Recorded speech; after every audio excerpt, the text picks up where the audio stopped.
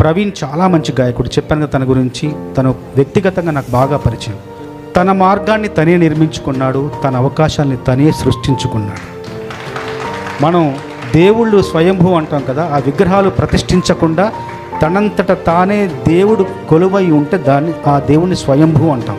అట్లాగే తన అవకాశాలు తన మార్గాన్ని తనే నిర్మించుకొని సృష్టించుకున్న ప్రవీణ్ను సంగీత స్వయంభూగా నేను అభివర్ణించడంలో ఏమాత్రం వెనకాడలేదు.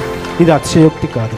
మనస్ఫూర్తిగా నీకు భగవంతుడు ఇంకా ఎన్నో అవకాశాలు నీకు నువ్వే ఇచ్చుకునేంతగా ఆ శక్తి ఆ సామర్థ్యం నీలో ఇంకా కలగాలని పెరగాలని ఎందుకంటే తన అవకాశాలు సృష్టించుకొని తను ఒక కార్యక్రమాన్ని నిర్వహించి తను కొంతమంది గాయకులకు గాయనిగా ప్రోత్సహిస్తున్నాడు.